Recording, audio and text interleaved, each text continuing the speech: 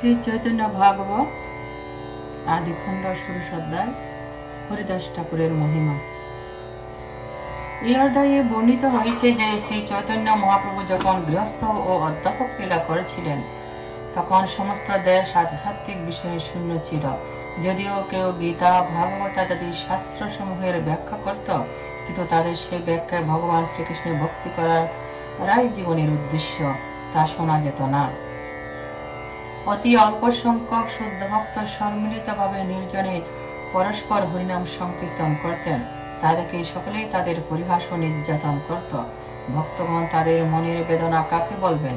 এমন সময় নদিয়ার হরিদাস ঠাকুর এসে উপস্থিত হন। হরিদাস ঠাকুর বর্তমান বাংলাদেশের যশোর জেলার বরুণ গ্রামে যবনকুলে আবির্ভূত হন। তার কৃপার প্রভাবে সেই স্থানে হরিনাম সংকীর্তনের ব্যাপক প্রচার হয়। তিনি গঙ্গা তীরে বাস করার আছিলায় প্রথমে নদিয়া জেলা ফুলিয়া এবং তারপরে শান্তিপুরে শ্রী অদ্বৈত আচার্যের সঙ্গে মিলিত হন। হরিদাস ঠাকুর সর্বদা হরিনাম সংকীর্তনে মগ্ন ছিলেন। তা দর্শন করে ফুলিয়ার ব্রাহ্মণ সমাজ তার প্রতি বিশেষভাবে শ্রদ্ধাশীল হলেন। এমন সময় হরিদাস বিরুদ্ধে মুলুক অধিপতির নিকটে মহাপাপী কাজী অভিযোগ করলেন যে হরিদাস যবনকুলে আবির্ভূত হয়েও হিন্দু ভগবানের নাম কীর্তন প্রচার করেছেন। মুলুকপতি হরিদাস ঠাকুরকে ধরে আনার জন্য সৈনিক পাঠালেন। তিনি নির্ভয়ে কৃষ্ণ নাম কীর্তন করতে করতে জগন্নাধাধিপতিকে দর্শন দিলেন। কারাগারে বন্দী কয়েদিরা ঠাকুর হরিদাসকে দর্শন করার জন্য কারা রক্ষকের কাছে বিশেষভাবে অনুনয় বিনয় করলে হরিদাস ঠাকুর কারাগারে এসে কয়েদির বিষয় ভুলে সর্বদা হরির নাম কীর্তন করার উপদেশ দিলেন। মুসলমান অধিপতি হরিদাস ঠাকুরকে হিন্দু ধর্ম গ্রহণের কারণ জিজ্ঞাসা করলে হরিদাস ঠাকুর উত্তরে জানালেন যে সকলেরই ঈশ্বর এক অদ্বয় জ্ঞান তত্ত্ব। তিনি পরমাত্মার রূপে সকলের হৃদয়ে অবস্থান করেন এবং যাকে যেভাবে পরিচালিত করেন সে সেভাবে কাজ করে। মুলুকপতি হরিদাস ঠাকুরকে শাস্তি ভয় দেখিয়ে নিজের মুসলমান ধর্ম পালন করতে নির্দেশ দিল। হরিদাস ঠাকুর বললেন যে তার শরীর যদি খণ্ড খণ্ড হয়ে যায়, শরীর থেকে প্রাণ যদি বের হয়ে যায়, তবুও তিনি হরিনাম সংকীর্তন ছাড়বেন না, কারণ এটি জীবের প্রকৃত ধর্ম। কাজীর আদেশ অনুসারে বাঁশবাজারে দুষ্টগণ অতি নিষ্ঠুরভাবে ঠাকুরকে ব্যত্রঘাত করতে লাগলেন। তবু হরিদাস ঠাকুরের রাশি অঙ্গে কোনো প্রকার দুঃখের চিহ্ন প্রকাশিত হলো না বা প্রাণ ত্যাগও করলেন না। তা দেখে মুলুকপতির অনুচরেরা বিস্মিত হলো। হরিনাম সংকীর্তনে আনন্দে হরিদাস ঠাকুর সর্বক্ষণ মগ্ন থাকায় প্রহ্লাদ মহারাজের ন্যায় এত কঠোর ব্যত্রাঘাতও তার কোনো কষ্ট হলো না। বরং তিনি অত্যাচারীদের মহাবৈষ্ণব অপরাধ থেকে মুক্ত করার জন্য ভগবানের নিকট প্রার্থনা করেছিলেন। হরিদাস ঠাকুর যখন জানতে পারলেন তিনি দেহত্যাগ না করলে সৈনিকদের প্রাণদণ্ড হবে, তখন তিনি সমাধিস্থ হলেন। তখন তার শরীরে বিশ্বম্ভরের অধিষ্ঠান হওয়ার শত চেষ্টা করেও সৈনিকেরা হরিদাস ঠাকুরকে নড়াতে পারল না। পাষণ্ডী কাজী হরিদাস ঠাকুরের অসদ্গতি হওয়ার জন্য তাকে কবর না দিয়ে গঙ্গায় নিক্ষেপ করতে দিলেন। এইভাবে হরিদাস ঠাকুর গঙ্গায় বাঁচতে বাঁচতে যখন বাহ্য দশা ফিরে পেলেন, তখন পুনরায় হরিনাম কীর্তন করতে করতে ফুলিয়া গ্রামে এলেন। যমনগণে হরিদাস ঠাকুরের ঐশ্বর্য দর্শন করে সকলে অভিভূত হয়ে পীর জ্ঞান করতে লাগলেন। মুলুকপতি সে জোর হাতে তার নিকটে ক্ষমা প্রার্থনা করলেন এবং তার রাজ্যে হরিনাম সংকীর্তন করার অনুমতি দিলেন। ফুলিয়ার ব্রাহ্মণ সমাজ পুনরায় হরিদাস ঠাকুরকে পেয়ে বিশেষভাবে আনন্দিত হলেন। হরিদাস ঠাকুর দৈন্যভাবে বললেন যে বিষ্ণু নিন্দা শ্রবণ করার ফলে তার মহা অপরাধ হয়েছিল, কিন্তু সৌভাগ্যবশত এই অল্প শাস্তি পেতে হলো।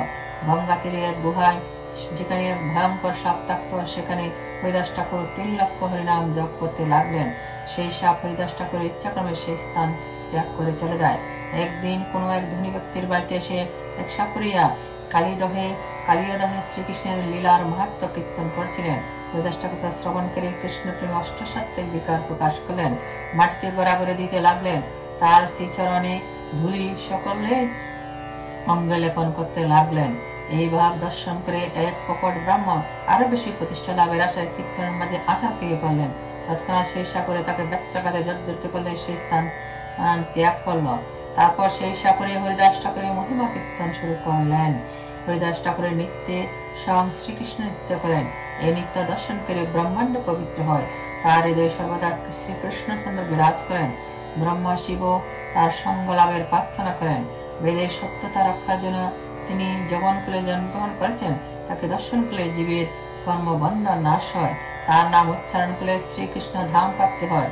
সকলের মুখে হরিদাস ঠাকুরের মহিমা শ্রবণ করে সকলেই অত্যন্ত আনন্দিত হলেন। সে সময় পাষণ্ডেরা উচ্চস্বর হরিনামের বিরোধিতা করতেন।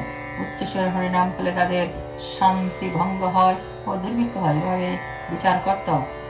হরিনদী গ্রামের এক ব্রাহ্মণ হরিদাস ঠাকুর উচ্চস্বরে হরিনাম করতে নিষেধ করেন এবং জাতি বুদ্ধি দোষে দুষ্ট হয়ে হরিদাস ঠাকুরের কান নাক কাটতে চাইলেন। হরিদাস ঠাকুর উচ্চস্বরে হরিনামের মাহাত্ম্য শাস্ত্র সম্মতভাবে প্রতিষ্ঠা করলেন। কিছুদিনের মধ্যে সে ব্রাহ্মণের বসন্ত রোগে কান নাক খসে যায়।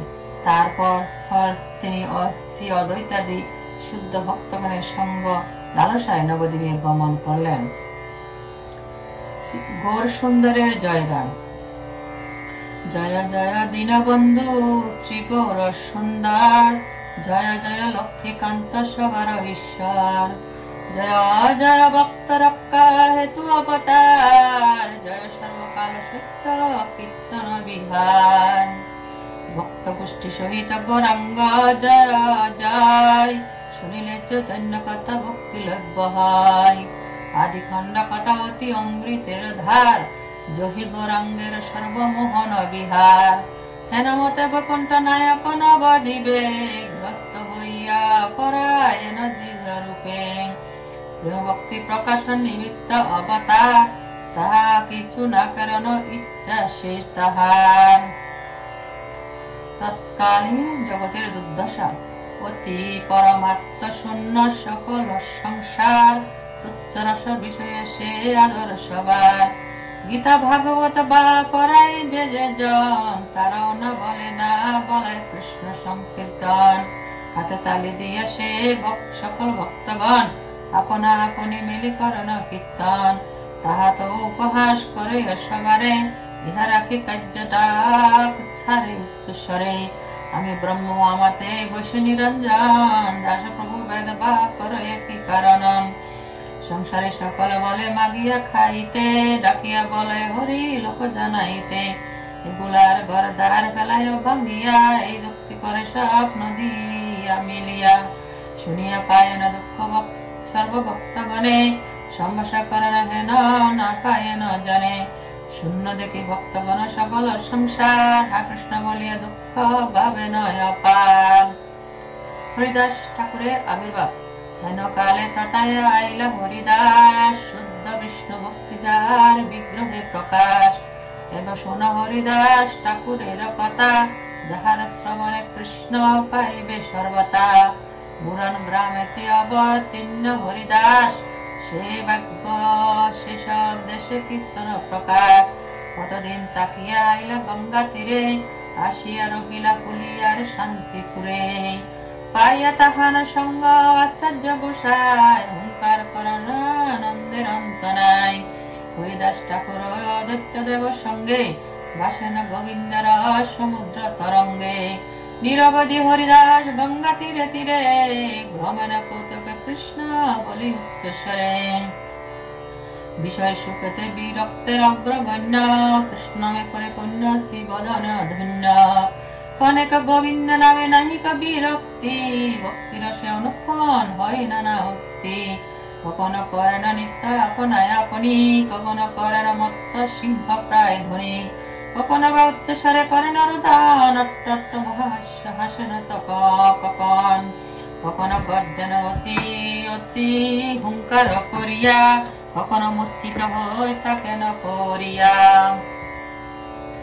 কনে অলৌকিক শব্দ বলেন ডাকিয়া, কনে তাই ভাকানেন উত্তম করিয়া, অশ্রুপাতর মহস্য হাস্য মুচ্ছা ঘর্ম, কৃষ্ণ ভক্তি করিয়া বিকারের যত আছে মর্ম, প্রভু হরিদাস মাত্র নিত্য প্রবশিলে, সকল আসিয়া তান শ্রী বিগ্রহে মিলে, হেন সে আনন্দ দ্বারা তিতে সর্বঙ্গ, অতি পাষণ্ডীয় দেখি পাই মহারঙ্গ, কিবা সে অদ্ভুত অঙ্গে শ্রী পুলকা বলি, ব্রহ্মা শিব হরি দেখিয়া হয় না কৌতূহলী, কুলিয়া গ্রামের যত ব্রাহ্মণ সকল, সবে তাহানে দেখি হইলা বিহব্বল, সবার তাহারে বড় জন্মিল বিশ্বাস, কুলিয়া রহিলেন প্রভু হরিদাস, গঙ্গা স্নান করি নিরবধি হরিনাম, চক্রে লইয়া ভুলেন সর্বস্থান।